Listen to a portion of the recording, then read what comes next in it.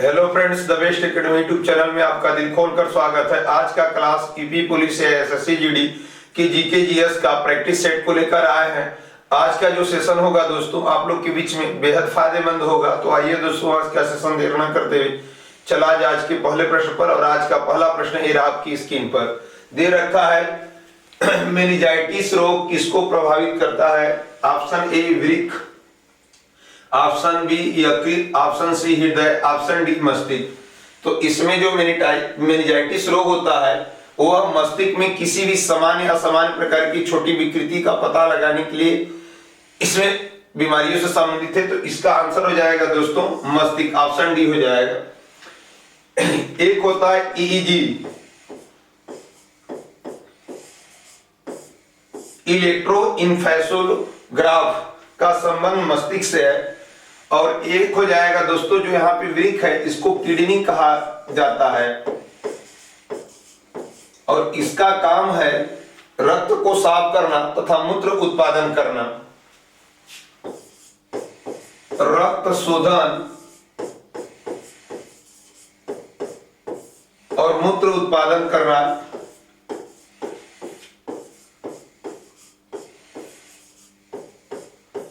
यह आपका किडनी का काम है। यकृत, यह मानव शरीर की सबसे बड़ी ग्रंथि होती है। यकृत मानव शरीर की सबसे बड़ी ग्रंथि,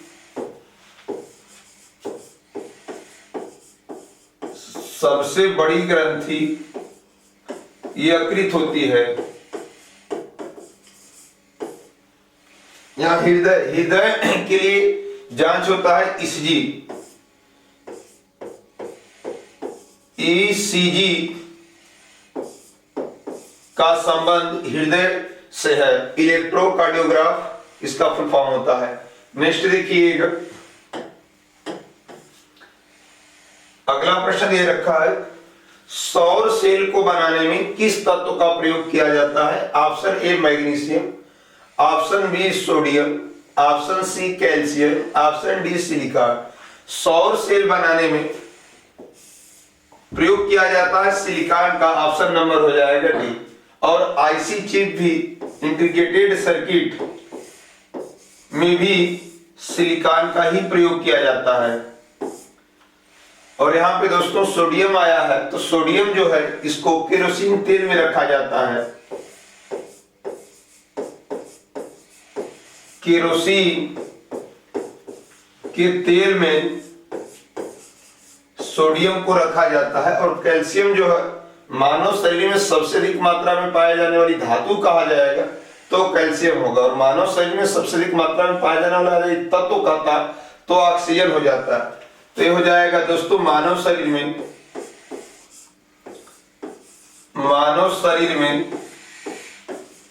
सबसे अधिक मात्रा में पाए जाने वाली धातु, पाई जाने वाली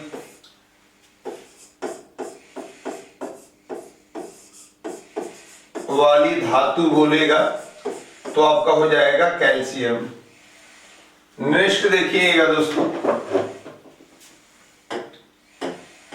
प्रश्न संख्या 3, हजामत का शीशा कौन सा है? ऑप्शन ए उत्तल, ऑप्शन बी अवतल, ऑप्शन सी समतल, ऑप्शन डी परवलयी। हजामत का शीशा या दाढ़ी बनाने वाला शीशा आपका अवतल दर्पण होता है। इसे कॉनकेव कहा जाता है, कॉनकेव कहा जाता है। और इसके उभरे हुए भाग को कलई किया जाता है तथा दबे हुए भाग को परावर्तक पृष्ठ बना दिया जाता है, अवतल दर्पण कहलाता है। उत्तल दर्पण का उपयोग भारी वाहनों में या छोटे वाहनों में साइड मिरर के रूप में जो देखा जाता है दृश्य को, वो उत्तल दर्पण का प्रयोग किया जाता है।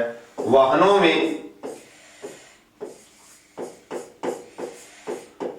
में पीछे का दृश्य देखने के लिए, पीछे का दृश्य देखने के लिए उत्तल दर्पण का प्रयोग करते हैं तथा परवलयी अवतल का उपयोग गाड़ी की हेडलाइट में किया जाता है। गाड़ियों के हेडलाइट में परवलयी अवतल दर्पण का उपयोग किया जाता है। नेक्स्ट देखिएगा, प्रश्न संख्या 4 ये रहा आपकी स्क्रीन पर। टूटी हड्डियों को जोड़ने के लिए निम्नलिखित में से किसका प्रयोग किया जाता है? ऑप्शन ए सफेद सीमेंट, ऑप्शन बी सफेद lead, option C zinc oxide, option D plaster of Paris.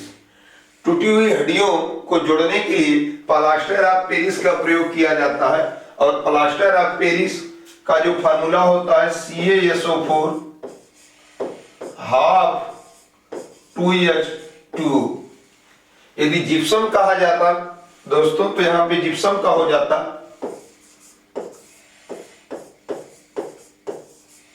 Gypsum आपका हो जाता CaSO4 2H2, ये आपका जिप्सम हो जाएगा। यहां पे जिंक ऑक्साइड आया है, इसका प्रयोग मलहम बनाने में किया जाता है। जिंक ऑक्साइड का उपयोग मलहम बनाने में किया जाता है। नेक्स्ट देखिएगा, प्रश्न संख्या 5।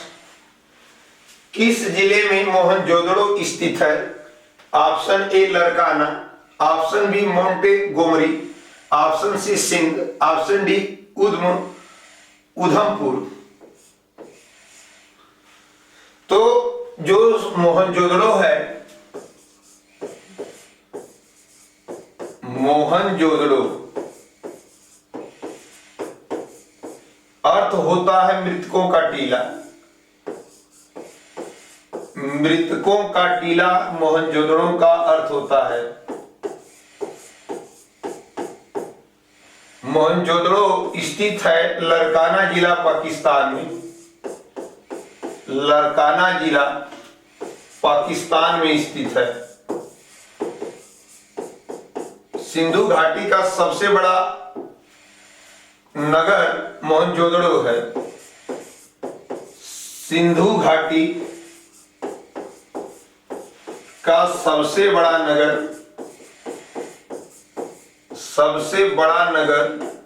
मोहनजोदड़ो है। मोहनजोदड़ो सिंधु नदी पर स्थित है। मोहनजोदड़ो सिंधु नदी पर स्थित है और मोहनजोदड़ो में एक कांस्य की नर्तकी की मूर्ति मिली थी। कांस्य की नर्तकी की मूर्ति मिली थी। नर्तकी की मूर्ति मिली थी। तो इस प्रकार से आंसर हो जाएगा दोस्तों ऑप्शन ए लरकाना। और मोहनजोदड़ो की खोज कहा जाएगा। मोहनजोदड़ो की खोज राखल दास बनर्जी ने किया था 1922 ईस्वी में। 1922 ईस्वी में राखल दास बनर्जी।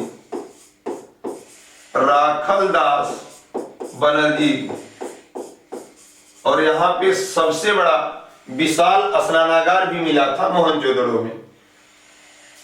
नेक्स्ट देखिए प्रश्न संख्या 6। अगला प्रश्न दे रखा है, राज्य अपहरण की नीति को किसने प्रारंभ किया? Option A Lord Holding, option B Lord Clive, option C Lord Bentinck, option D Lord Dalhousie. जी राज्य अपहरण की नीति, राज्य को हड़पने की नीति लॉर्ड डलहौजी ने प्रारंभ किया था और इनके ही शासन में वुड डिस्पैच आया। वुड डिस्पैच की घटना लॉर्ड डलहौजी के समय हुई थी, जबकि लॉर्ड होर्डिंग जो था इसके समय में केवल प्रथम आंग्ल सिख युद्ध हुआ था 1845 से 1846, जिसमें अंग्रेज लोग विजयी हुए। लॉर्ड होर्डिंग के समय में प्रमुख है प्रथम आंग्ल सिख युद्ध हुआ था और यह युद्ध हुआ था 1845 से 1846 ईस्वी जिसमें अंग्रेज लोग विजय हुए, अंग्रेज लोग विजय हुए।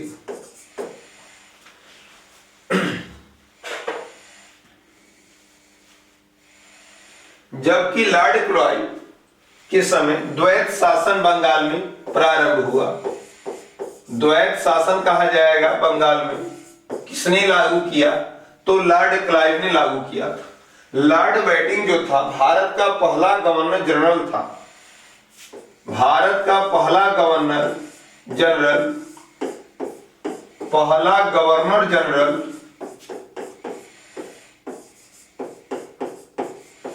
लॉर्ड विलियम बैटिंग था तथा राजा राम मोहन राय के सहयोग से भारत में सती प्रथा का अंत 1829 ईस्वी में इन्होंने ही किया। लॉर्ड विलियम बैटिंग 1829 ईस्वी में सती प्रथा का अंत, सती प्रथा समाप्त लॉर्ड विलियम बैटिंग ही किए थे और ठगी प्रथा भी समाप्त करने वाले लॉर्ड विलियम बैटिंग थे। और लॉर्ड डलहौजी के समय राज्य अपहरण की नीति लागू हुई थी। नेक्स्ट देखिएगा, अगला प्रश्न दे रखा है, हम भारत का लौह पुरुष किसको कहते हैं? Option A Gopal Krishna Gokhale, option B B G Tilak, option C M K. Gandhi, option D Sardar Patel. यहां पे दोस्तों लौह पुरुष सरदार पटेल को कहा जाता है। यहां पर गुजरात में स्टैचू ऑफ यूनिटी, दुनिया की सबसे ऊंची इमारत 182 मीटर जिनकी प्रतिमा है, प्रधानमंत्री नरेंद्र मोदी जी ने बनवाए थे अहमदाबाद में। उस मूर्ति का नाम है स्टैचू ऑफ यूनिटी। यह दुनिया की सबसे ऊंची प्रतिमा है, स्टैच्यू ऑफ यूनिटी। यह पूरे भारत को एक साथ और एक में बांधने के काम किए थे, इसलिए इनकी मूर्ति 182 मीटर ऊंची, दुनिया की सबसे ऊंची इमारत है। और सरदार पटेल को सरदार की उपाधि बारदोली की महिलाएं दी, सरदार की उपाधि बारदोली की महिलाएं दी थी।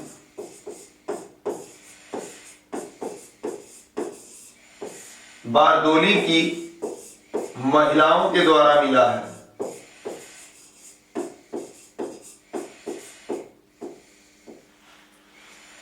और यहां पे दोस्तों बाल गंगाधर तिलक, बीजी तिलक को उपाधि जो मिली है लोकमान्य की, लोकमान्य की उपाधि किसे दी गई है? तो बाल गंगाधर तिलक को। जबकि एम.के. मोहनदास करमचंद गांधी को उपाधि मिली थी राष्ट्रपिता सुभाष चंद्र बोस के द्वारा, तथा महात्मा की उपाधि रविन्द्रनाथ टैगोर के द्वारा मिली थी। और गोपाल कृष्ण गोखले जो है महात्मा गांधी जी के राजनीतिक गुरु कहे जाते हैं। नेक्स्ट देखिएगा, अगला प्रश्न है, नमक सत्याग्रह के समय गांधी जी के गिरफ्तार हो जाने के बाद आंदोलन के नेता के रूप में उनका स्थान किसने लिया था? Option A Abbas Tyab ji, option B Abul Kalam Azad, option C Jawaharlal Nehru, option D Sardar Vallabhbhai Patel. यहां पे आया क्या है दोस्तों कि नमक सत्याग्रह जो हुआ था गांधी जी के गिरफ्तार होने के पश्चात, वहां पे उनके बाद आंदोलन को जो संभाला था वो अब्बास तैयब जी था। ऑप्शन नंबर हो जाएगा ए। नमक सत्याग्रह, नमक सत्याग्रह या दांडी यात्रा प्रारंभ हुआ था अहमदाबाद से, प्रारंभ हुआ था अहमदाबाद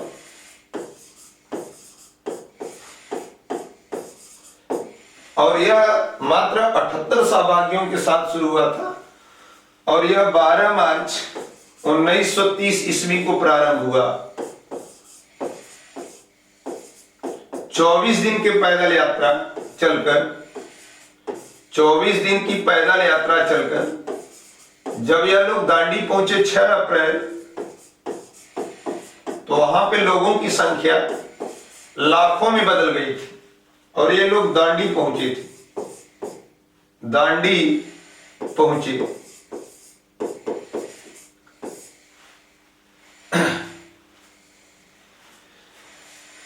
और यहाँ पे अबुल कलाम आजाद जी जो हैं, स्वतंत्र भारत के पहले शिक्षा मंत्री अबुल कलाम आजाद थे। स्वतंत्र भारत के पहले शिक्षा मंत्री कहा जाएगा,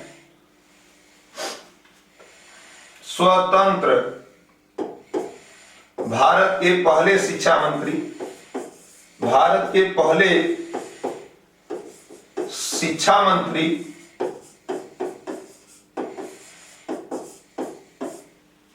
अबुल कलाम आजाद थे। जवाहरलाल नेहरू के समय लाहौर अधिवेशन हुआ था 31 दिसंबर 1929 ईस्वी को और इन्होंने पूर्ण स्वराज की मांग की थी। 1929 ईस्वी में लाहौर अधिवेशन हुआ और उसके अध्यक्षता कौन थे? तो जवाहरलाल नेहरू। लाहौर अधिवेशन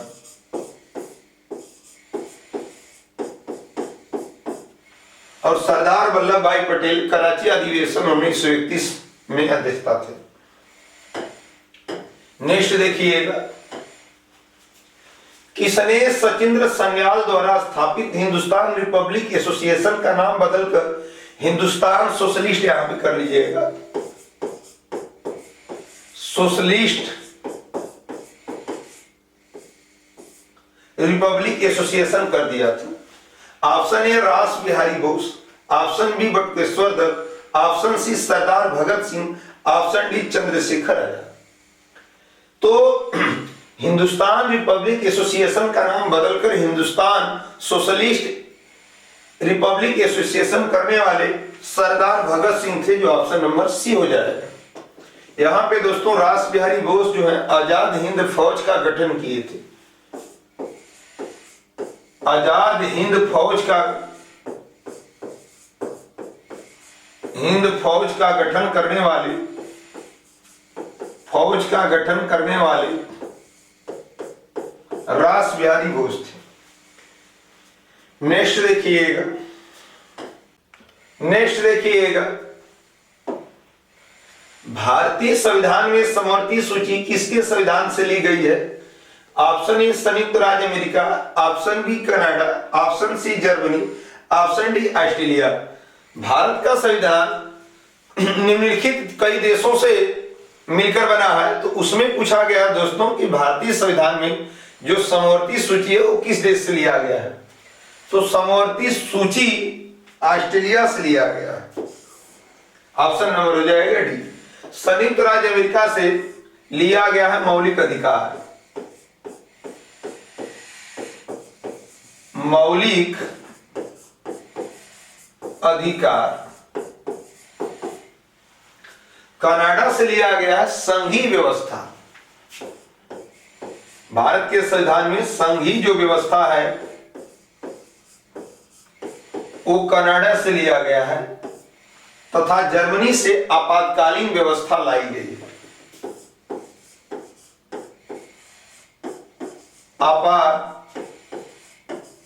आपातकालीन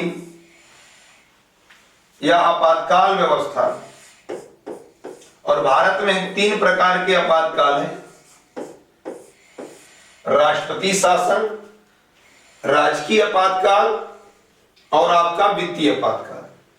नेक्स्ट देखिएगा,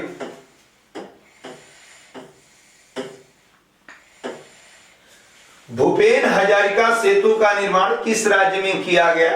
option A Gujarat, option B Karnataka, option C Maharashtra, option D Assam. Bhupen Hazarika Bharat का सबसे लंबा पुल है और इसकी लंबाई 9.15 किमी है और यह असम राज्य में स्थित है और यह असम और अरुणाचल प्रदेश को जोड़ने का काम करता है। और यह भूपेन हजारिका जो सेतु है लोहित नदी पर स्थित है। भूपेन हजारिका सेतु, हजारिका सेतु, भूपेन हजारिका जो सेतु असम राज्य में स्थित है और यह लोहित नदी पर है। लोहित नदी पर है और यह असम और अरुणाचल प्रदेश को जोड़ने का काम करता है। असम और अरुणाचल प्रदेश को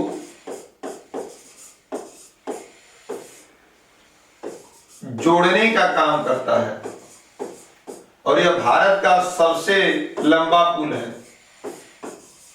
भारत का सबसे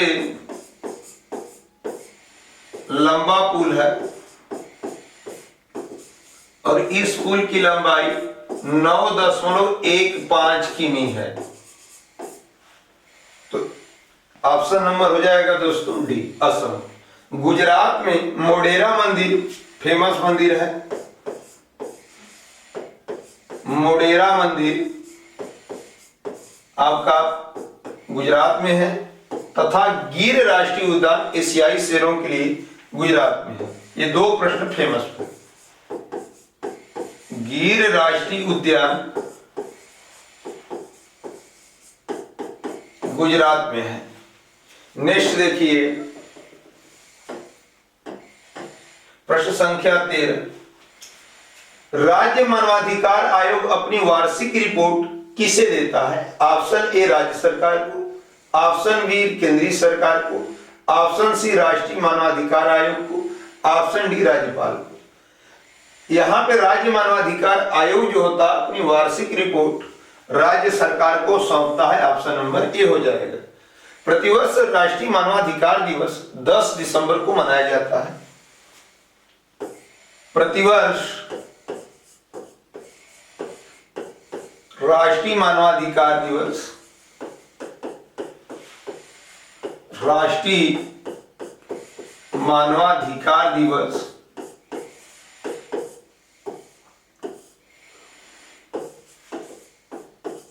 हर साल 10 दिसंबर को मनाया जाता है।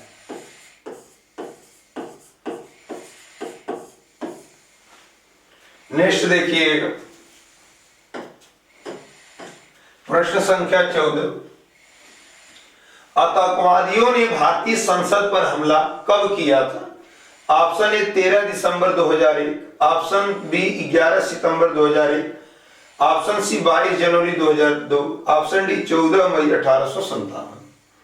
आतंकवादियों ने भारतीय संसद पे हमला 13 दिसंबर 2001 को किए थे। संसद के दो सदन हैं, पार्लियामेंट के दो सदन होते हैं। संसद के दो सदन होते हैं, पहला राज्यसभा और दूसरा लोकसभा। राज्यसभा और लोकसभा तथा संसद के जो अंग होते हैं वो 3 होते हैं। राज्यसभा,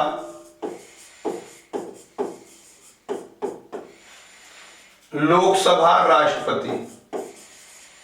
अंग में आपका राष्ट्रपति भी जुड़ जाएगा।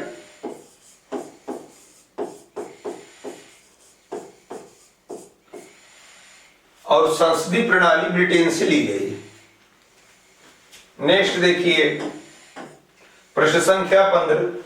दक्षिण एशियाई क्षेत्रीय सहयोग संघ का मुख्यालय कहां है? Option A Bharat, option B Nepal, option C Pakistan, option D Sri Lanka. यहां पे सार्क बताया जा रहा है दोस्तों, या दक्षेस। इसी का फुल फॉर्म दक्षिण एशियाई क्षेत्रीय सहयोग संघ होता है। इसकी स्थापना 1985 ईस्वी में हुई थी और इसका मुख्यालय हेडक्वार्टर काठमांडू में बनाया गया।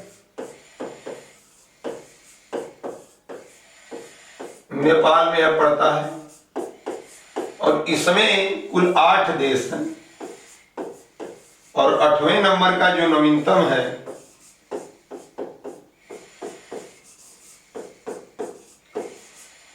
वो अफगानिस्तान है।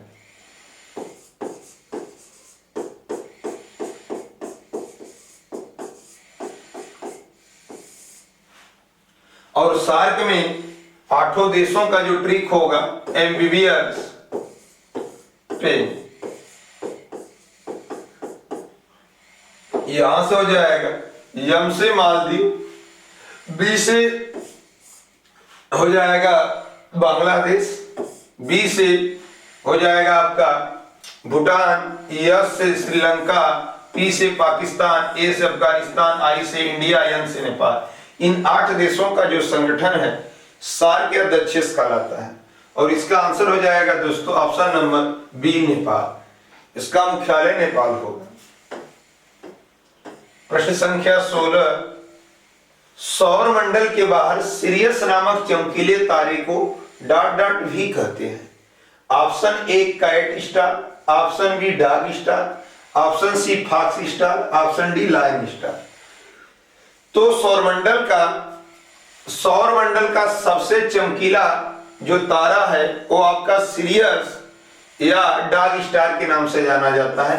इसी को सिरियस भी कहा जाता है।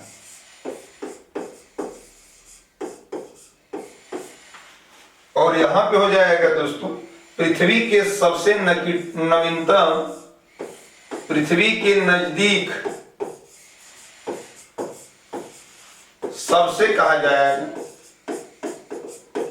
तारा जो है वो सूर्य है। पहले नंबर पे पृथ्वी के नजदीक सबसे जो तारा आता है वो सूर्य है, तथा पृथ्वी के नजदीक सूर्य के बाद जो तारा है वो प्रॉक्सिमा सेंचुरी है। प्रॉक्सिमा सेंचुरी है। नेक्स्ट देखिए प्रश्न संख्या 17, आकार के संदर्भ में वरुण हमारे सौर मंडल में ... स्थान पर आता है। ऑप्शन ए पहला, ऑप्शन बी दूसरा, ऑप्शन सी तीसरा, ऑप्शन डी चौथा। यहां पे दोस्तों बताया गया है कि जो वरुण है उसकी स्थिति बताई जा रही है। इसे हरा ग्रह भी कहा जाता है और यह सौरमंडल का सबसे ठंडा ग्रह है। सबसे ठंडा ग्रह वरुण है। इसका पड़ोसी ग्रह अरुण को कहा गया है।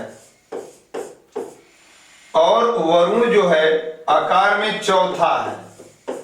आकार या व्यास में यह चौथा ग्रह है तथा द्रव्यमान में यह तीसरा ग्रह है।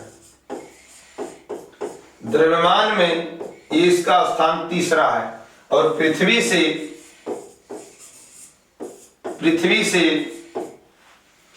लगभग द्रव्यमान में